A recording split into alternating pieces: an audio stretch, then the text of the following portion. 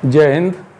आइए नए टॉपिक के साथ अब आपको हम पढ़ाएंगे डिटर्मिनेंट सारिक।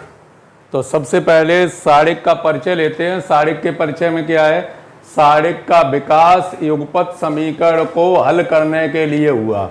युगपत समीकरण जानते हैं, रैखिक युगपत समीकरण, जैसे 2x + 3y = 5, x - y = 3, इस प्रकार के कहलाते हैं। युगपत समीकरण को हल करने के लिए हुआ। इसका दूसरा रूप वज्र गुणनखंड विधि भी है। वज्र गुणनखंड से जब कक्षा 10 में आप सवाल को सॉल्व करते हैं, आपके पास 4 विधियां होती हैं उस टाइम: विलोपन विधि, प्रतिस्थापन विधि, वज्र गुणन विधि और ग्राफिकल विधि।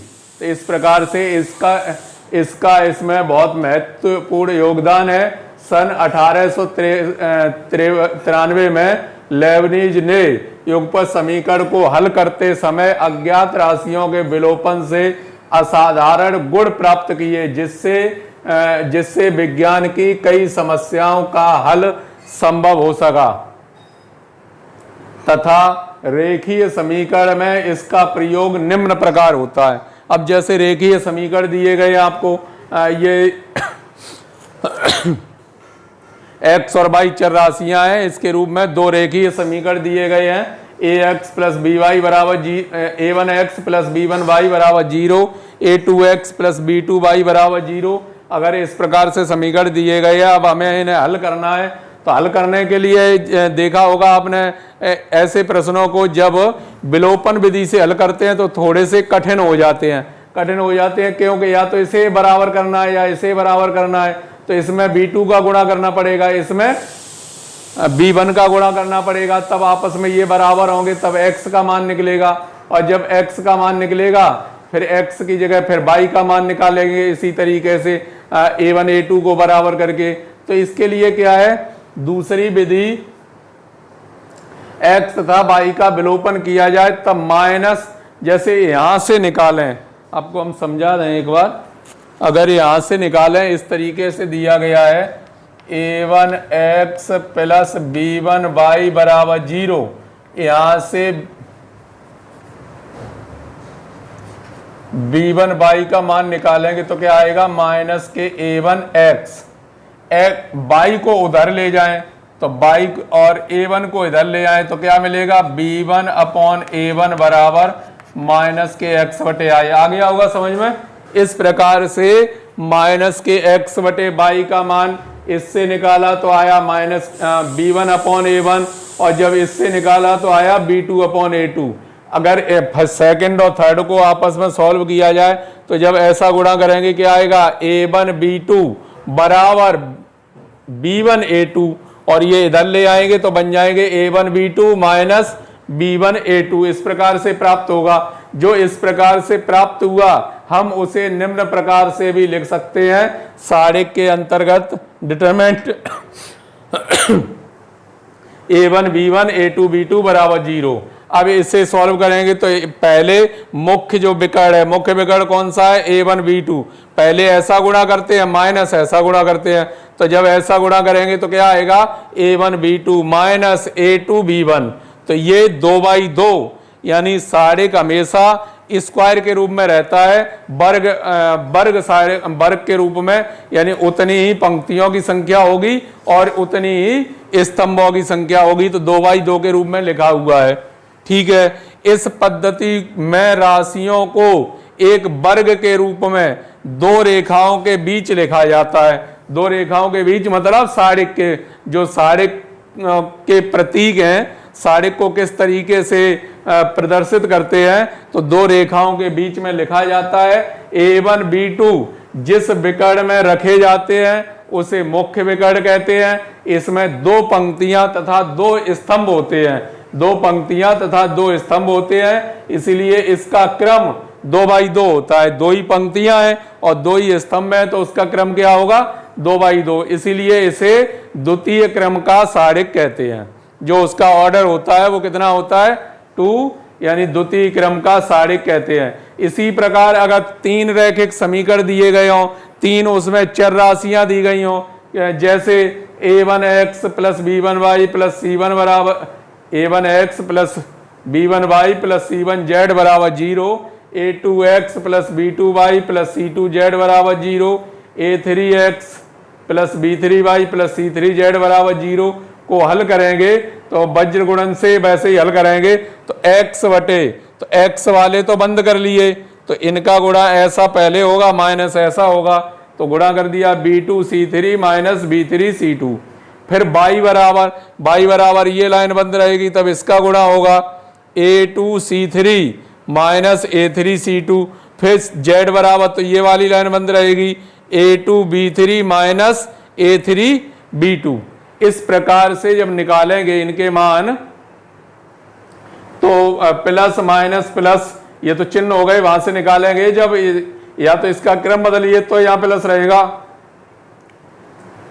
तो इस प्रकार से एक्स वाई जेड का मान आ गया, बराबर मान लिया कुछ के मानने के बाद इस एक्स वाई जेड का मान निकाला और ये मान रख दिया समीकरण नंबर 1 में। अगर 1 में मान रख दिया जाए तो a1 x का मान ये आएगा,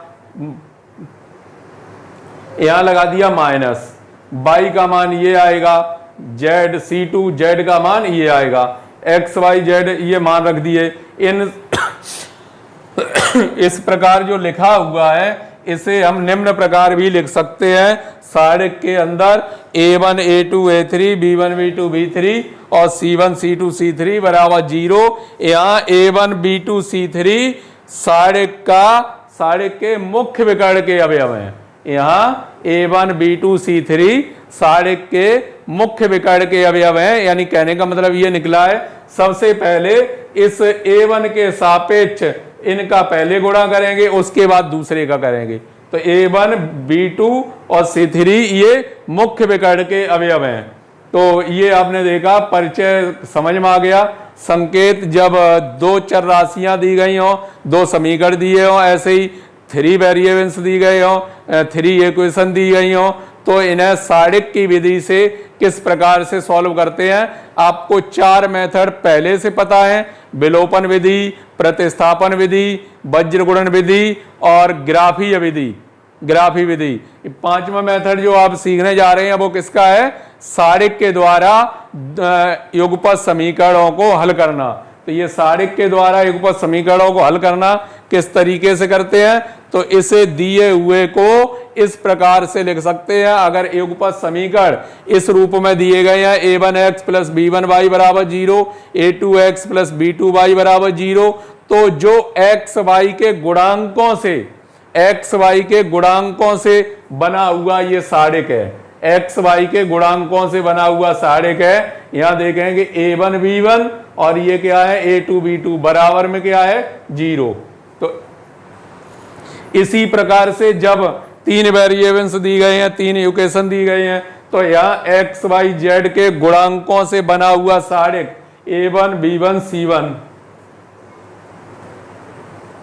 a2 b2 c2, a3 b3 c3।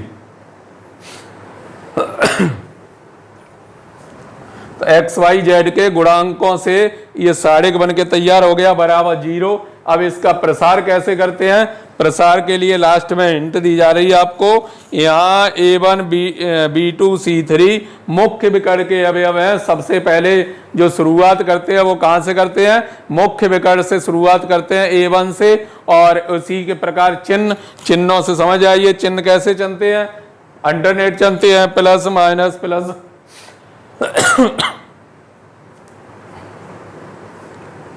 चलिए अब देखते हैं आगे। आइए देखेंगे उन्हीं पर आधारित कुछ प्रश्न। तो वहाँ आपको जो जानकारी यहाँ अभी मिल चुकी है वो क्या जानकारी मिल चुकी है कि सारिक का मुख्य विकर्ण से उसका प्रसार करना स्टार्ट करते हैं। चिन्हों को आप मैट्रिक्स में भी सीख चुके होंगे कि चिन्ह किस प्रकार से चलते हैं। जब 2x2 का होता है तो चिन्ह किस प्रकार से चलते हैं, 3x3 का होता है तो चिन्ह किस प्रकार से चलते हैं, ये आपने मैट्रिक्स में सीखा है। अब यहाँ अभी जो अधूरा काम है वो अधूरा काम क्या है कि डिटरमिनेंट के आपको गुण और सीखने पड़ेंगे, प्रॉपर्टी ऑफ डिटरमिनेंट। जब प्रॉपर्टी आपको अच्छे से समझ में आएंगी तब इन प्रश्नों के आपको कई मेथड मिल जाएंगे, आप एक एक प्रश्न को 4-5 तरीके से सॉल्व कर पाएंगे। आइए अभी तो देखते हैं प्रसार के माध्यम से, उसके बाद फिर इनके गुणों के बारे में चर्चा करेंगे। तो पहला क्वेश्चन दिया गया है,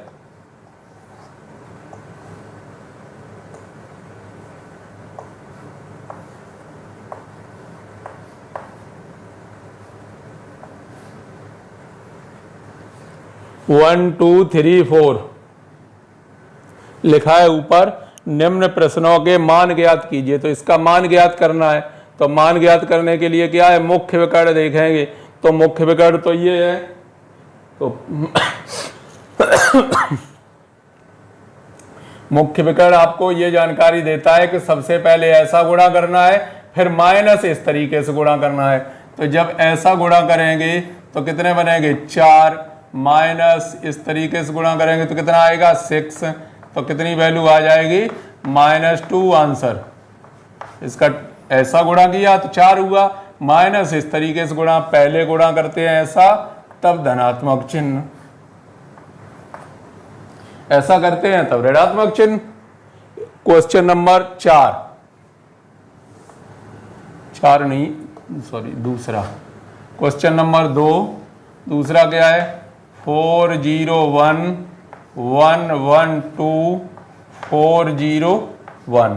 अभी यहाँ पर सीखेंगे, अगर गुणों के माध्यम की बात की जाए तो ये 1 सेकंड का प्रश्न है, 1 सेकंड में आप इसे सॉल्व कर सकते हो। क्यों, साड़िक का एक गुण ये भी है, यदि किसी साड़िक की 2 पंक्तियों या 2 स्तंभों के अवयव सर्वसम है तो साड़िक का मान 0 होता है। तो हम देखते ही यहाँ कह सकते हैं कि इस साड़िक का जो मान आएगा वो कितना आएगा, 0 आएगा, क्योंकि इसका C1 और C2 जो 2 स्तंभों के अवयव हैं वो बिल्कुल समान है।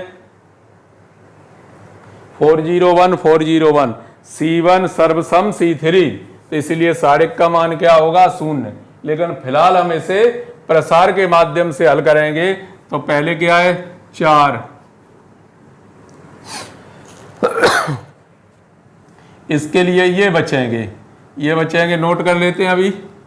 हालांकि उसमें मैट्रिक्स में आपको ये सब सिखा चुके हम पहले ही, फिर भी एक बार देख लेते हैं। चलिए, 1 -1 के लिए ये लाइन बंद क्या आएगा, 0 0 1 1, +4 के लिए क्या आएगा, 0 1 1 और 2, और ऐसा गुणा माइनस ऐसा गुणा, यानी 1 -0 -1 0 -0 +4 0 -1। तो इसे ये कितने हो जाएंगे, 4, ये तो 0 ही हो जाएंगे, और ये कितने किसके हो जाएंगे, माइनस के 4। तो 4 -4 कितना आएगा, 0। तो इसकी जानकारी बहुत पहले से थी कि साड़िक का गुण अगर आपको पता है तो इस प्रकार के प्रश्न सेकंडों में सॉल्व हो जाते हैं। तो भाई 2 सेकंड का काम था कि जैसे ही प्रश्न पर नजर पड़ी और देखा C1 और C3 के अवयव समान हैं तो साड़िक का मान 0 होगा। ये एक साड़िक की प्रॉपर्टी है, उसका गुण है। गुण अभी देखेंगे इसके बाद गुणों को। आइए देख लेते हैं अगला क्वेश्चन।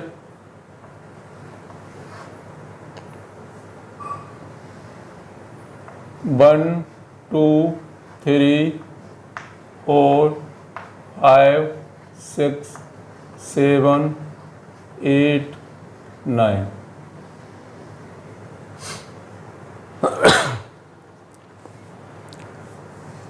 इस साड़िक का मान भी 0 होगा। देखिए कि गुण पहचानिए। अगर इसमें से इसे घटा दें या इसमें से इसे घटा दें, इसमें से इसे घटा दें, इसमें से इसे घटाएंगे, यहाँ -1 आएगा, यहाँ भी -1 आएगा, यहाँ भी -1 आएगा। जब इसमें से इसे घटाएंगे तो -1 -1 -1। और जब साड़िक की 2 पंक्तियों या 2 स्तंभों के अवयव समान हो तो साड़िक का मान क्या होता है, 0 होता है। तो इसकी वैल्यू कितनी निकल के आएगी, 0। चलिए अभी हम लोग करेंगे कि इससे प्रसार के माध्यम से सॉल्व करेंगे।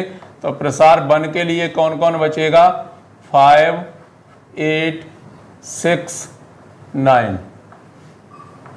दूसरा चिन्ह क्या आता है माइनस, क्या बचेगा 2839 प्लस 7 के लिए क्या आएगा 2536।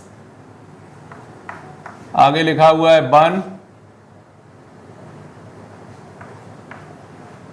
145 माइनस 48 माइनस इसके आगे लिखा है 4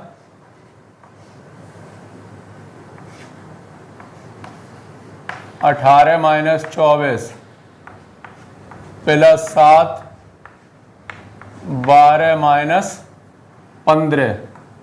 तो 1 यहाँ कितना आ गया -3 -4 की जगह -6, यहाँ 7, इसके लिए क्या आएगा -3। ये तो हो गए -3 और ये प्लस के कितने हो जाएंगे 24 माइनस के 21, तो 24 प्लस के 24 माइनस के आंसर आ गया 0। इसका भी जो आंसर प्राप्त हुआ वो कितना प्राप्त हुआ 0। इसी प्रकार से क्वेश्चन नंबर 4 को सॉल्व किया जाए तो 4 तो बिल्कुल मैच करता है किससे, थर्ड से। यहाँ क्या है रो बाई कॉलम आपस में परिवर्तित कर दिए गए हैं 1 2 3 4 5 6 7 8 9। चलिए इसे भी कर लेते हैं। मान तो पता हो गया होगा कितना आएगा, इसकी वैल्यू कितनी आएगी 0। इस एक के लिए इनका गुणा होगा 5 6 8 9 माइनस 2 के लिए क्या होगा 4 6 7 9 प्लस 3 के लिए क्या होगा 4 5 7 और 8। 1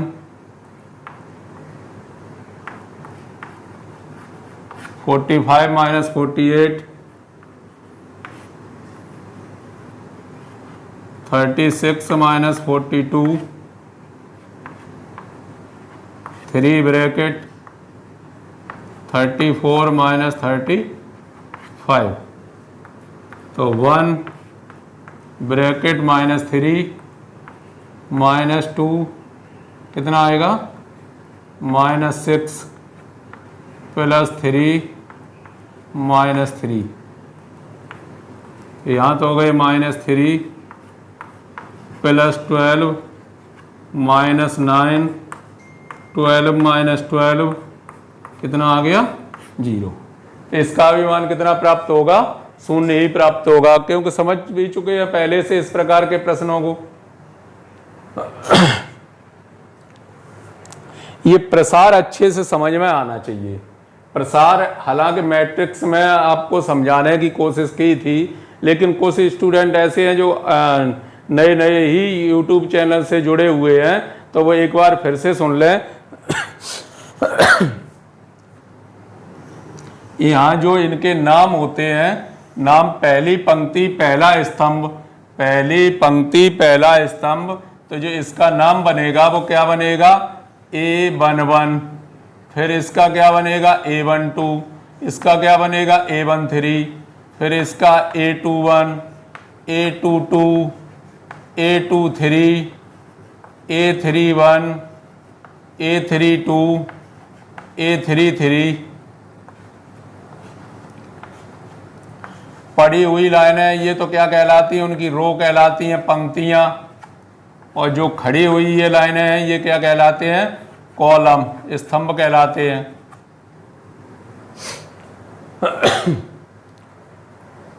इनकी जानकारी होनी चाहिए पहले से। अब यहां बात आती है किसकी, चिन्हों की। तो चिन्हों के बारे में अगर विचार किया जाए तो चिन्हों के लिए क्या है A11 लिखा है 2 बार, 1 1 2 हो गए, तो -1 पे पावर 2, यानी ये चिन्ह क्या आएगा प्लस आएगा। 1 और 2 यहाँ 3 हो गए, -1 पे पावर 3 चिन्ह कैसा आएगा माइनस। फिर यहाँ 1 और 3 4 हो गए, माइनस 1 पे पावर 4 चिन्ह कैसा आएगा प्लस, फिर यहाँ 3 हो गए 2 और 1 माइनस 1 पे पावर 3 यानी चिन्ह कैसा आएगा माइनस, यहाँ 2 2 4 हो गए माइनस 1 पे पावर 4 चिन्ह कैसा आएगा प्लस, फिर यहाँ 5 हो गए माइनस 1 पे पावर 5 चिन्ह कैसा आएगा minus.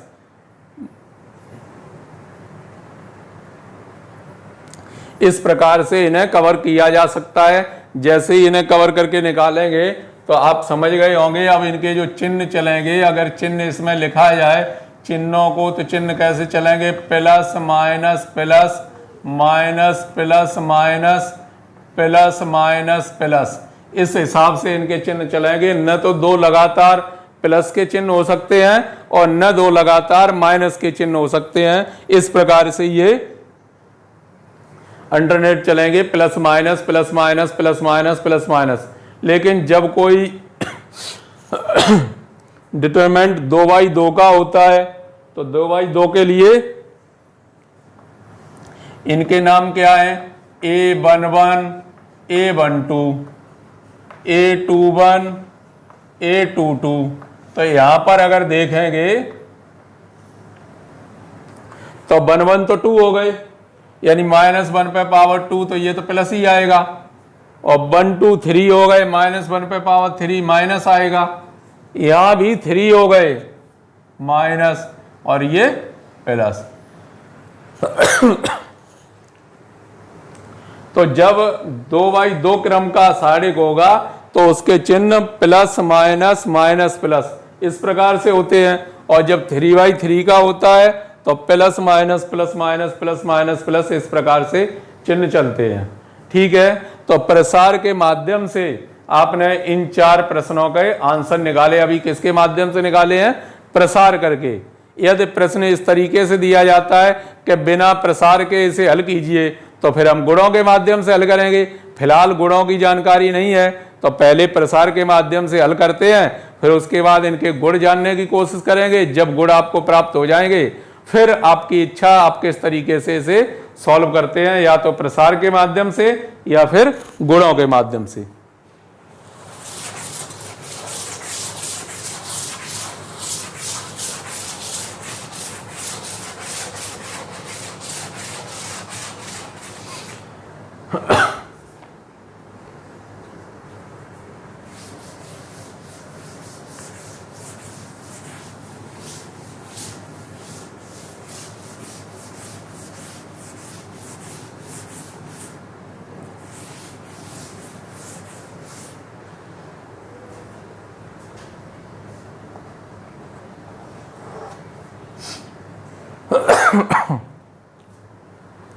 Next question, question number 5 देखें।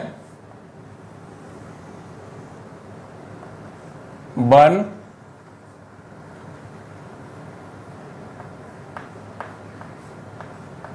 3π/10 2π/10 0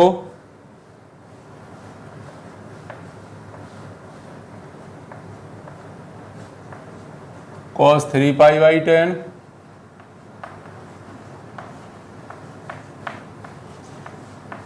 sin 2π/10 0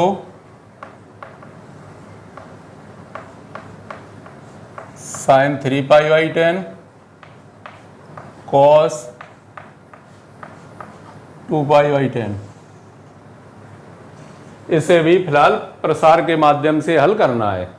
प्रसार के माध्यम से हल करना है तो प्रसार के माध्यम से प्रसार समझ सकते हैं, मैट्रिक्स में बताया भी गया है। प्रसार किसी एक पंक्ति या किसी एक स्तंभ की सहायता से करते हैं। तो आइए देखते हैं। 1, इस 1 के लिए ये 4 बचेंगे। क्या क्या लिखा है, cos 3π/10 sin 2π/10 sin 3π/10 cos 2π/10। 1 के लिए तो ये हो गया। फिर दूसरा चिन्ह आएगा, वो क्या आएगा, minus 3π/10, 0 0 sin 2π/10 cos 2π/10 plus 2π/10 0 0 cos 3π/10 sin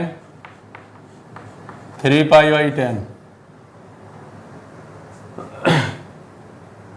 इस तरीके से लिख लिया। लिखने के बाद प्रसार कीजिए। 1 ऐसा गुणा होगा तो त्रिकोणमिति में समझते होंगे किस तरीके से गुणा करते हैं। इसका गुणा इसमें, तो एंगलों में तो गुणा होता नहीं है, वैसे ही लिखा जाता है कॉस ए कॉस बी की तरह। तो cos 3π/10 into cos 2π/10 minus sine 3π/10 into sine 2π/10 minus 3π/10। ऐसा गुणा होगा तो क्या हो जाएगा, 0 - 0 प्लस 2π/10 0 - 0, दोनों ही 0 0 हो गए। 1 ये सूत्र किसका है, cos A cos B minus sign A sine B. Cos A plus B का सूत्र है, कॉस ए प्लस बी। ए की जगह रखा है 3π/10 प्लस बी की जगह रखा है 2π/10 माइनस ये भी 0 हो जाएंगे और ये भी 0 हो जाएंगे। लास्ट वाले दोनों पार्ट 0 हो गए। तो क्या बचा, कॉस 5π/10, इनसे ये कट भी जाएंगे कितने बार, 2 बार। तो कितना आएगा, कॉस π/2। कॉस π/2 का मतलब कॉस 90 डिग्री, और कॉस 90 का मान कितना होता है, 0। कॉस 90 डिग्री का मान कितना होता है, 0। तो इसका भी जो मान आएगा वो कितना आएगा, 0 आएगा। इसका मान निकालेंगे तो कितना आएगा, 0। क्वेश्चन नंबर 6, 3 3 1 1 2 -1 -4 5 और 3 बराबर में दिया है 49। जो वैल्यू ज्ञात करनी है वो किसकी करनी है, 6 6 2 3 6 -2 3 6 -3 माइनस के 16 20 और 12। इसका मान आपको ज्ञात करना है। इम्प्लाइज दैट इसका मान कितना आएगा, इसका मान ज्ञात करना है। तो आव्यूह का गुण क्या था, आव्यूह में यदि किसी संख्या का आव्यूह में गुणा करते हैं तो गुणा उसके प्रत्येक अवयव के साथ होता है, या आव्यूह में कुछ कॉमन लेते हैं या भाग देते हैं तो भाग उसका प्रत्येक अवयव के साथ होता है। बट सारिक के साथ ऐसा नहीं होता। सारिक के साथ क्या होता है, सारिक में किसी एक पंक्ति या किसी एक स्तंभ में यदि कोई अंक कॉमन है तो उसे कॉमन निकाल के बाहर कर सकते हैं। इसी प्रकार यदि किसी का गुणा करना है तो किसी एक पंक्ति या किसी एक स्तंभ में ही उसका गुणा करके संपूर्ण गुणा हो जाता है। तो आप देखेंगे इसमें कॉमन देखेंगे तो C1 से देखिए पूरे में, पहले स्तंभ से पूरे में क्या 2 कॉमन है, दूसरे स्तंभ से 3 कॉमन है और तीसरे स्तंभ से 4 कॉमन है। अगर कॉमन लिया जाए तो C1 में क्या कॉमन है 2, C2 में क्या कॉमन है 3 और C3 में क्या कॉमन है 4।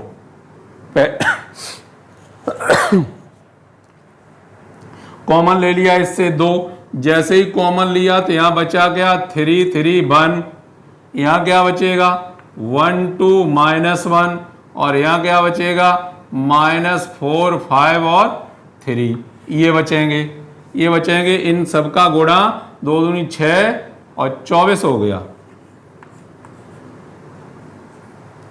इसका मान फ्रॉम फर्स्ट से देख लो।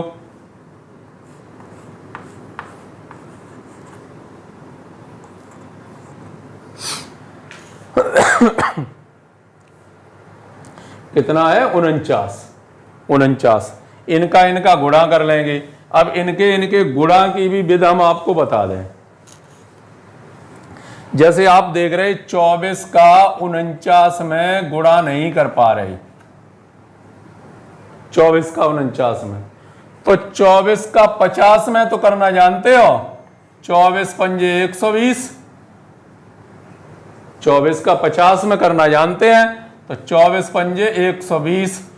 एक बार ज्यादा गुणा कर दिया, वो जो ज्यादा गुणा किया है उसे कम कर दो, जो ज्यादा गुणा किया है उसे कम कर दिया, तो इसका मतलब जो इनका गुणा आएगा वो कितना आएगा 1176। That is your answer 1176। आ गया होगा समझ में। अब इसके नेक्स्ट वीडियो में आप देखेंगे सबसे पहले इनकी प्रॉपर्टी क्या है, फिर प्रॉपर्टी के माध्यम से फिर एक एक प्रश्न को हल करने के लिए आपके पास कितने मेथड हो सकते हैं ये हम आपको गिनाएंगे फिर नेक्स्ट वीडियो में। तब तक के लिए जय हिंद।